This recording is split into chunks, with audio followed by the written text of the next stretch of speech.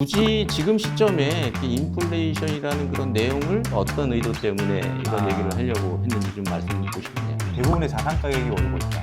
부동산 가격, 그다음에 주식, 그리고 코인까지 가격이 오르고 있기 때문에 1차 대전과 2차 대전, 그러니까 글로벌리 위기가 왔을 때 푼 돈의 규모가 20%가 되지 않습니다. 코로나라는 바이러스와 인류가 전쟁이라는 상황을 할 만큼 돈을 풀면서 지금 대응하고 있다는 부분이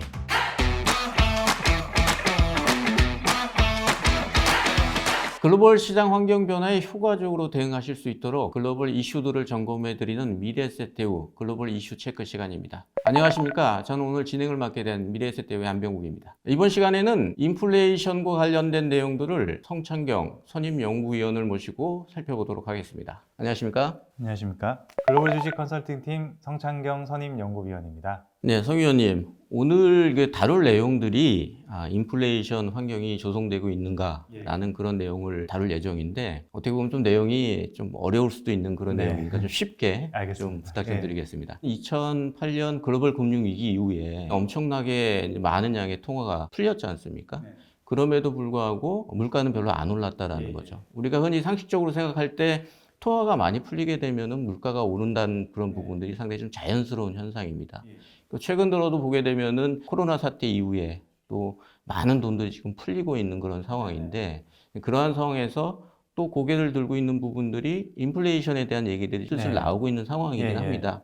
그런데 인플레이션이라는 부분들이 이제 좀 정부에서 많이 좀 억제하고 있는 그런 부분들이기 때문에 실제로 물가가 이렇게 예상하는 것만큼 많이 오를까라는 그런 부분에 대한 의구심들이 많이 있는데 굳이 지금 시점에 이렇게 인플레이션이라는 그런 내용을 어떤 의도 때문에 이런 얘기를 하려고 했는지 좀 말씀 드리고 싶네요. 이사님께서 다 말씀을 해주셨는데요. 풀린 돈이 많다라는 게 그 규모가 너무 많기 때문인데 그 규모는 뒤에서 좀 더 이어서 설명을 드리고요. 코로나 때문에 이제 각국이 위기를 극복하기 위해서 많은 돈을 풀었는데 거기에서 저희가 이제 목도하고 있는 현상이 결국 대부분의 자산 가격이 오르고 있다. 부동산 가격, 그다음에 주식, 그리고 코인까지 가격이 오르고 있기 때문에 이제서는 물가도 오르지 않을까 하는 그런 내용들이 좀 더 나오고 있는 것 같고요. 이제 물가라는 부분이 체감하시는 부분이 좀 다를 수 있습니다. 이제 관심을 가지시는 분야나 아니면 그런 거에 따라서 물가가 너무 높은 거 아니냐라는 그런 의구심을 다시 던지실 수도 있는데 이제 국가마다 물가를 구성하는 특히 물가를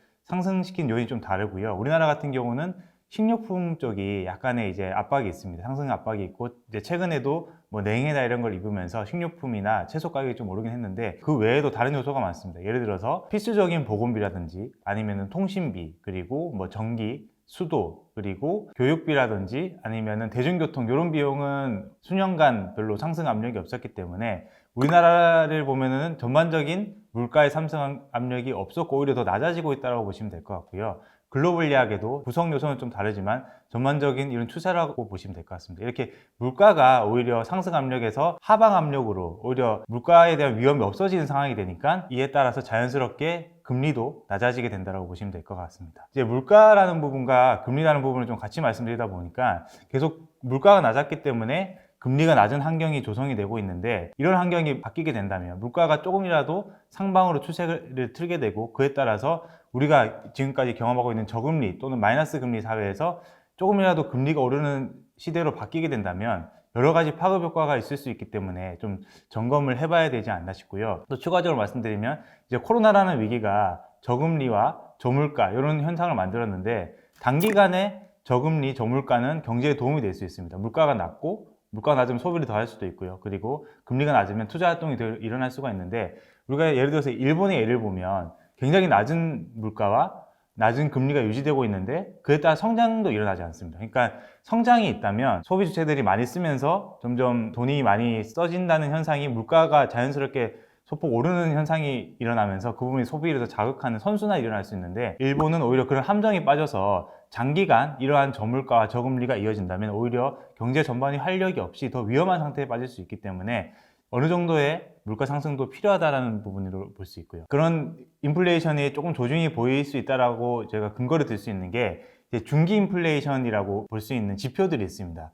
5년 후 5년 선도 금리라고 해서 긴 기간의 금리를 예측하는 지표인데요. 그 부분이 이제 2018년부터 쭉 하향세를 탔습니다. 왜냐하면 말씀드렸다시피 여러 가지 상황이 글로벌 성장을 낮게 했기 때문에 쭉 금리가 낮아지고 있었는데 2000년대, 2020년대에 들어서 더 낮아졌죠. 특히 코로나 위기가 오면서 그런 기대 금리가 더 낮아지게 된 게 이제 코로나 때문에 글로벌리하게 이제 더 저성장 늪에 빠지고 마이너스 금리로 갈 수밖에 없는 거 아니라고 해서 푹 빠졌는데, 이 부분이 이제 각국이 부양책을 굉장히 세게 나오고 또 이제 경제가 언젠가는 정상화될 거라는 기대감에 이 추세가 급격하게 지금 되돌아가고 있는 모습이 확인되실 겁니다. 이런 부분에서 일단은 시장이 단기는 몰라도 긴 시기에서는 인플레이션 어느 정도 기대하고 있다라고 보여지는 하나의 증거가 되고 있고, 두 번째는 이제 그 글로벌리하게 가장 큰 통화 정책을 하는 미국의 연준 같은 경우가, 보통은 이제 중앙은행이라는 게 경제를 뒷받침하는 것도 있지만 결국에는 중요한 롤이 물가 통제이지 않습니까? 근데 물가를 잡기 위해서 보통 표명하는 것들이 물가 상승률이 2%까지 오면은 우리가 금리 정책을 좀 더 이제 금리를 통해서 물가를 잡겠다 이런 것들을 했어요. 근데 최근에 이제 발표한 것들은 이게 목표를 2%로 딱 잡는 게 아니라 긴 기간의 평균을 보겠다라고 한 겁니다. 이 말인즉슨 단순하게 2%를 돌파해서가 아니라 더 긴 기간 동안에서 3%, 4%를 하지라도 그 장기간을 통해서 좀 더 관찰하겠다라는 거고, 그만큼 저성장, 저인플레가 위험하기 때문에 인플레이션을 용인하는 정책들을 써서 물가 상승률을 어느 정도 이루어내겠다라는 그런 것을 표명한 것을 봤을 때도 중장기적인 인플레이션은 올 수 있겠다라고 볼 수 있는 거고요.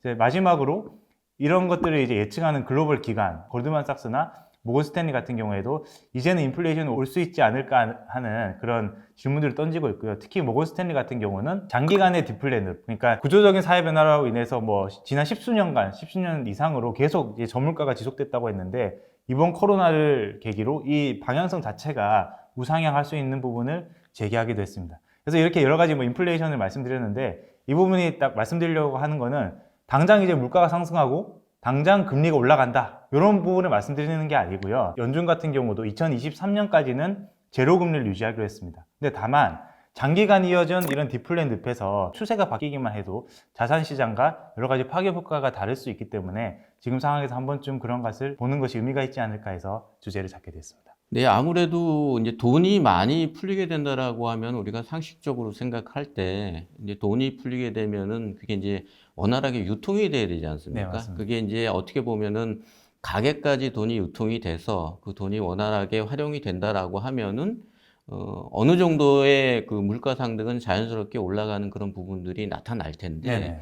최근의 흐름을 보게 되면은 돈이 많이 풀렸음에도 불구하고 부동산이나 아니면은 주식시장이나 이런 쪽으로는 상승 흐름이 이어지는 그런 양상을 나타내면서 자산 가격은 계속 올라가는 그런 네네. 흐름을 나타내는데, 유독 물가는 네네. 계속 억제되는 그런 상황이 나타나면서 오히려 돈이 많이 풀리면서 그 어떻게 보면은 빈익빈 부익부 현상이 더 뚜렷해지는 그런 현상을 나타내고 있는 것 네, 같습니다. 맞습니다. 그런 부분을 해소하기 위해서라도 예. 어느 정도의 물가 상승은 좀 용인돼야 되지 않을까라는 그런 생각을 갖고 있는데, 우리가 흔히 생각할 때 이제 돈이 많이 풀린 부분만 그 인플레이션에 영향을 미친다라고 이렇게 흔히들 많이 생각을 할 텐데, 그 인플레이션에 좀 물가나 이런 쪽에 영향을 미칠 만한 요인들이 그 통화량이 이렇게 증가하는 것 말고 다른 네. 요인들 뭐 어디서 찾아볼 수 있을까요? 예.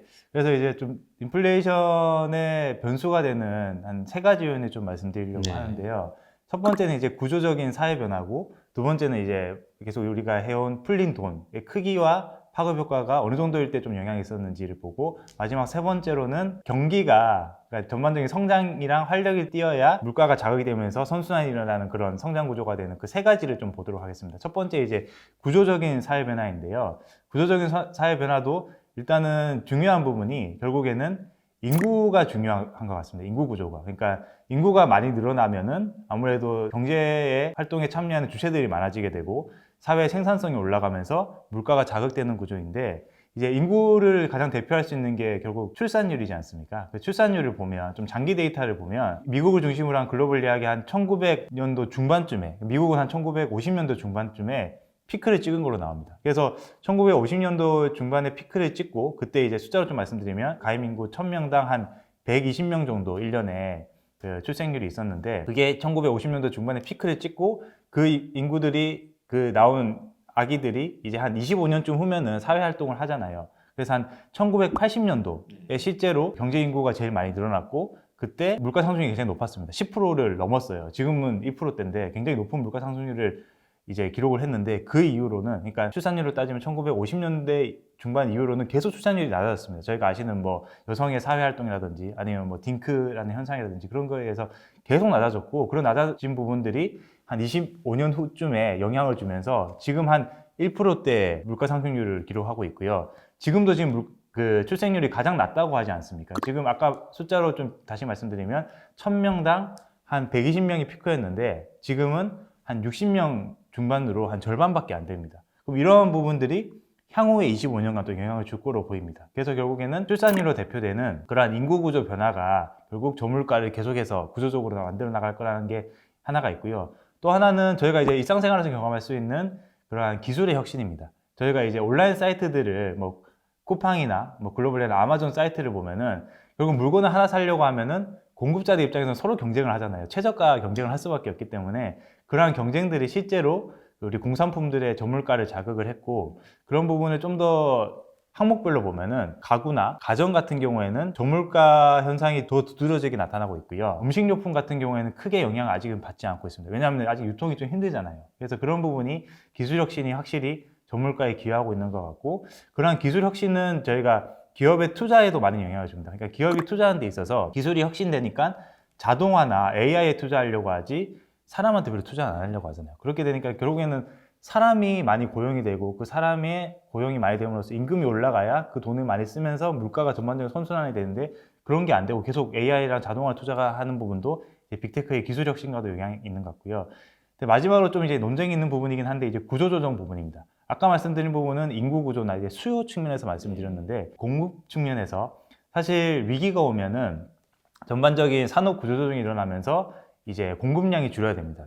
대표적으로 저희가 뭐 우리나라의 오래된 업종인 뭐 시멘트나 철강 같은 경우는 아직까지도 산업이 무너지지 않는 거는 구조조정을 통해서 플레이어가 줄었기 때문이고 그 줄어든 플레이어들이 공급을 좀 조정하면서 가격을 유지하기 때문인데요. 이번 코로나 위기는 아무래도 너무 급작스러운 위기라 아무래도 특히 뭐 항공사나 여행사 일부 영향을 크게는 받고 있지만 정부에서도 지원을 많이 해주고 있어요. 이렇게 정부에서 지원을 해주면서 소위 말하는 좀비 기업들이 계속 명맥을 이어가게 되면은 공급 사이드의 부조정이 일어나지 않고 이 부분이 향후에 물가를 오히려 낮게 누르는 요소가 될 수 있겠다라고 볼 수 있습니다. 예, 그럼 지금까지 뭐 인구 구조 변화라든지 뭐 테크 산업의 어떤 혁신 부분들 또 구조 조정 부분들이 좀 지연되고 있다라는 그런 부분에 대한 얘기들을 말씀해 주셨는데 결국 그런 부분들은 인플레이션을 계속 억제하는 네. 요인으로 예, 맞습니다. 생각이 되는데 예. 앞으로도 그런 부분들이 인플레이션을 더 자극하는 요인으로 이렇게 바뀔 것 같지는 않다라는 생각인데 그럼에도 불구하고 인플레이션에 대한 생각이 이렇게 좀 다르게 나타나고 있는 요인은 어떤 요인 때문에 그런 거죠? 예, 결국 이제 앞서서도 이사님이 제기하셨고 제가 계속 이야기한 풀린 돈이 너무 많다라는 부분인데요. 그 부분 이제 숫자로 좀 말씀드리면 저희가 이제 말씀드릴 지표는 M2라는 지표로 일반 현금이나 예금, 정기예금 또는 뭐 CMA 같이 유동성 지표인데 이 지표로 말씀을 드리면 지금 현재까지 코로나로 인해서 전년 대비 유동성이 한 20% 이상 늘어났다라고 지금 추정이 되고 있고 이게 정책들이 더 생기면서 더 많이 늘어날 걸로 보이는데요. 이 20% 이상 늘어나는 수치가 어느 정도냐면 저희가 사실 12년 전쯤에 큰 위기를 겪었지 않습니까? 글로벌 금융위기라는 부분이 사실 뭐 100년 만에 뭐 자본주의 위기라고도 했고 그때 굉장히 많은 돈을 살포한 걸로 나왔는데 그때가 한 10% 정도의 M2 증가량이 있었고요. 그래서 그때는 비교가 안 되고 더 과거로 가서 보면은 저희가 한 1차 대전과 2차 대전, 그러니까 글로벌리 위기가 왔을 때 푼 돈의 규모가 20%가 되지 않습니다. 코로나라는 바이러스와 인류가 전쟁이라는 상황을 할 만큼 돈을 풀면서 지금 대응하고 있다는 부분이 결국에는 풀린 돈이 워낙에 크기 때문에 언젠가는 파급 효과로 올 수 있을 거라고 볼 수 있을 것 같고요. 결국에는 큰 돈이 풀린 시기에 이후에는 시점의 차이는 있지만 결국 인플레이션이 따라왔다는 부분. 1차 대전과 2차 대전 때도 굉장히 큰 위기였지만 결국 풀린 돈이 인플레이션을 따라왔다는 부분이 큰데 결국에는 지금은 아직까지는 인플레이션이 잡히지 않고 있는 부분은 앞서서 언급하신 돈이 돌지 않고 있다. 그러니까 불확실성이 워낙에 크다 보니까 시중에 많이 돈을 풀었지만 기업이나 가게가 아직까지는 돈을 쥐고 있든지 아니면 재대출이 일어나지 않으면서 돈이 묶여 있는 거죠. 근데 이 부분이 결국에는 돈이 돌기 시작하면 좀 변수가 될 것으로 보입니다. 결국 그렇다면은 풀린 돈들이 원활하게 잘 돌아가려면은 이 부분은 경기하고도 상당히 좀 맞물려야 되는 그런 부분이 아닐까라는 예, 생각입니다. 결국 돈이 잘 안 돈다라는 그런 부분들은 경기 회복에 대한 불확실성이 여전히 남아있기 때문이 아닌가라는 생각인데요. 최근에 나타나고 있는 경기 회복 속도나 이런 부분들은 지표상으로 어떻게 좀 나타나고 있나요? 예, 실제로 이제 돈이 돌기 시작하려는 조짐들이 조금씩 보인다는 게 이제 지표들인데요. 그리고 뭐 대표적으로 저희가 PMI라고 미국의 이제 제조업들이 어느 정도의 심리와 돌아가는지를 보여주는 지표가 있는데 그 부분이 지금 굉장히 기준선이 50을 넘어서면서 어제 이제 월요일 같은 경우도 굉장히 미국에서 지표가 잘 나오면서 올라가고 있고요. 실제로 이러한 제조업 지표와 물가랑 연동될 수 있다고는 금리 부분이, 이자율 부분이 연동되는 모습도 보이고 있기 때문에 지금 지표가 먼저 좋게 반응을 했고 금리가 따라갈 부분이 아닌가라고 그런 말들도 많이 나오고 있는 것 같습니다. 단기적으로는 이제 저희가 제조업 지표 같은 걸 참조할 수 있겠지만 중장기적으로는 저희가 대표적인 경기 지표가 있죠. 그러니까 고용률, 반대로 보면 실업률인데 고용이 많이 되면 결국 경기가 좋다라고 볼 수 있지 않습니까? 그래서 미국이 이번 코로나 사태로 단기 실업률이 14%까지 거의 역사적 수준에 근접할 정도로 올라갔다가 지금 쭉 내려가고 있는 상황인데 결국에는 코로나가 극복이 되든지 아니면은 인류가 어느 정도 적응을 할 거라는 그 두 가지 관점에서 봤을 때는 실업률도 더 낮아질 거고 결국에는 실업률이 낮아지면은 물가를 더 자극할 수 있다라고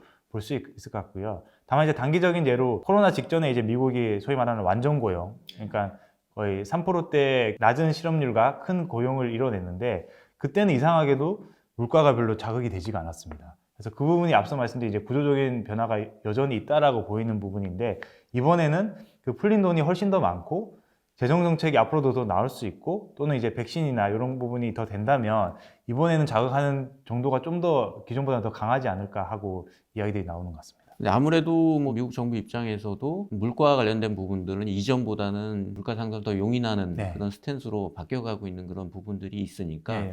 충분히 그런 부분들은 한번 고민을 좀 해봐야 될 것 같네요. 자, 그렇다면은 이게 인플레이션과 관련해서 이런 부분들을 뭐 사이클 상으로 설명이 좀 어느 정도 좀 가능할까요? 단기적으로는 좀 어려운 부분이 있을 수 있겠지만은 뭐 장기적으로는 한번 그런 부분도 한번 예. 살펴볼 필요는 있을 것 같네요. 예, 맞습니다. 이제 길게 인플레이션을 보면은 약간 사이클적인 부분이 확인이 되는데요. 80년 정도의 사이클이 되더라고요. 예. 엄청 긴 사이클이네요. 예, 지금 예. 이제 2020년도니까 직전 저점은 1940년도고 그래서 40년에서 고점이 올라가는데 한 40년 걸렸고요. 1980년도. 그 다음에 쭉 내려가서 지금은 2020년도 정도 돼서 뭐 이렇게 사이클이 될 거라고 말씀드린 건 아니고요. 좀 참조를 할 만한데 과거에 이제 변곡점에서 있었던 사건을 좀 말씀드리면 과거에 이제 전 저점인 그때도 이제 굉장히 인플레이션과 뭐 물가 상승 압력이 낮았던 시기는 앞서 말씀드린 시기랑 비슷합니다. 그러니까 결국에는 미국이 1차 대전 이후에 대공황이 왔고 그 다음 대공황을 극복하려고 뉴딜 정책이라는 큰 규모의 재정 정책이 나왔었고 그리고 또 2차 대전이 나왔죠.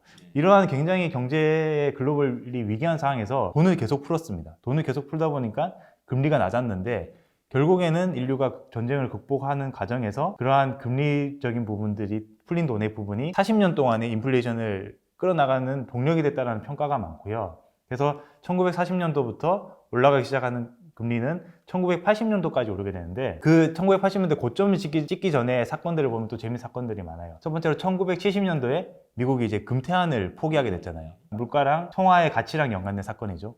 그 사건 이후에는 중동 분쟁이 일어나면서 유가가 급등하게 되고요.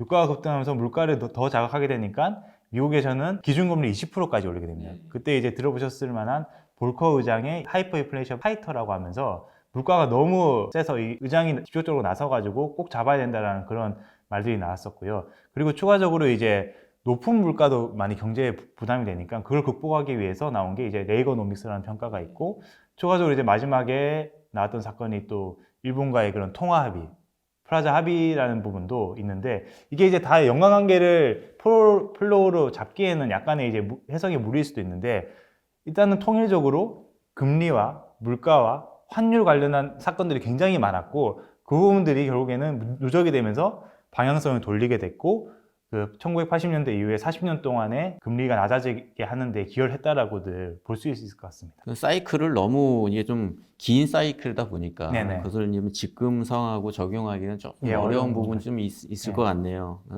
저 투자자 입장에서는 과거의 흐름을 한번 이렇게 점검해 보는 그런 측면에서는 네. 한번 좀 참고를 할 수 있는 그런 부분이 되지 않을까 싶네요. 그리고 그래서 연관해서 네. 더 말씀드릴 수 있는 게 네. 이제 글로벌 부채 사이클과도 좀 비슷하더라고요. 예. 그게 왜냐하면은 이제 2차 대전 때도 아까 말씀드린 과거 전저점에서 글로벌리 또는 국가의 위기니까 국채를 많이 채권을 많이 찍어내니까 아무래도 금리가 낮은 상황에서 돈을 더 많이 풀게 됐고 그 부분들이 결국에는 낮은 금리를 통해서 많이 조달한 자본들이 언젠가 성장으로 쓰이게 됐는데 지금도 이제 우리나라도 그렇고 미국도 그렇고 GDP 대비해서 부채 비율이 너무 높다라는 이야기가 있지 않습니까? 그런 사이클이 비슷하다는 점도 하나의 좀 참고할 만한 사항이 아닌가 싶고요. 국가 입장에서도 결국에는 이제 부채 비율이라는 게 분자가 부채고 분모가 GDP인데 그러니까 GDP라는 경제가 더 커지면 커질수록 자연스럽게 부채 비율이 낮아지는 거잖아요. 그래서 국가 입장에서도 아무래도 이러한 인플레이션에 동반한